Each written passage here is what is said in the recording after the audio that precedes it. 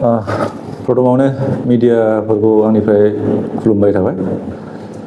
आंनि नामा जाहैबाय दीपक बसुमतारी, डिप्युटी रेन्जार कुचुगाव फरेस्ट डिभिजननि आन्दाराव थानाय डिपुट गसाइगाव होनो आंनि रेन्जखौ। दा बे मिडियानि थ्रुयै आं मोनसे फोसावनो सानदों। जोंना मोनसे प्रग्राम जादों जेनेबा आसाम गभर्नमेन्टनिफ्राय जेनेबा बिफां गायनाय बे सेकेन्ड फेज बे बिफां गायनाय मानायखौ आबा होनो एबिए अमृत बृक्ष आन्दलन बेखौ गायनाय जादों। अल आसाम टारगेटआ जाहैबाय 3 कौटि खालामनाय जादों। ओमफ्राय जोंनि क'क्राझार डिस्ट्रिक्टआ जाहैबाय दा 9,90,000 सामथिं आरोखि बे टारगेटआ आरोखि दा बिनि आन्दारावहाय थागोन जेनेबा जोंना डिस्ट्रिबिउसन पइन्ट दङ।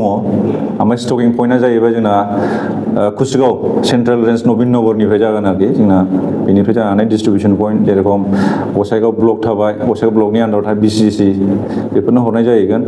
ओमफ्राय आइसिडिएसनि हरनाय जाहैगोन डिस्ट्रिबिउसन पइन्ट गसाइगाव ब्लक। ओमफ्राय कुचुगाव बिइ अफिस दङ। ओमफ्राय गसाइगावनि बिइअ अफिस दङ। बेफोर जाहैबाय डिस्ट्रिबिउसन पइन्ट आरोखि।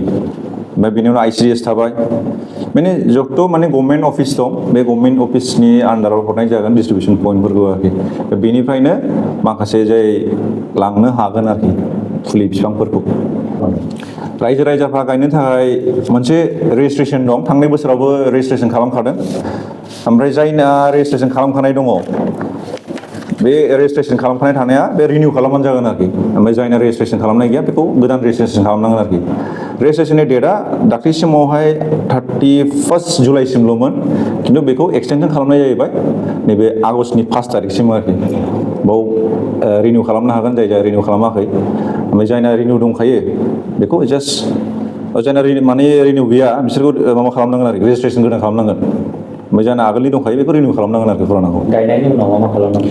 बेखौ गायनायनि उनावहाय जाय फुलिखौ लांनानै गायगोन बेखौ जिपिएसजों खेबनानै फट'खौ आपल'ड खालामनांगोन आरोखि। बे जाहैबाय 1 तारिखनिफ्राय 15 आगष्टसिमनि गेजेरावहाय गायनांगौ। ओमफ्राय बेखौ गायनानै आपल'ड खालामनांगौ आरोखि। बेखौ गायहोनायनि गुबै थांखिया? बेखौ गायनायनि गुबै थांखिया जाहैबाय दा जेसेबां ग्लबेल वार्मिं जागासिनो दङ जोंना गरमानो थानो हालायलायै। दा जों आगोलहाय एसि गैयाव थायोमोन, दा एसि नांगौ जोंनो थानो थाखाय। ओमफ्राय अखा एसे बाना जाबानो हाफ्रा खुरखाजोबो। मानो होनबा जोंनि बिफां गैयैनि खारना जाहैबाय बे जोंनि हाखौ गुरै खालामजोब्बाय आरोखि। गुरै खालामै जास्ट जोंना सयल इरिसन जायो आरोखि। दा ओंखायनो बेनि थाखाय इनिसियेटिभ लादों बिफां गायनाय, ग्लबेल वार्मिं थानाय बेफोरखौ जाहाथे जों कन्ट्रल खालामनो हायो आरोखि। रायजो-राजाखौ मा खावलायो? रायजोखौ बेनो खावलायनाय जाहैबाय बिफांखौ गाय।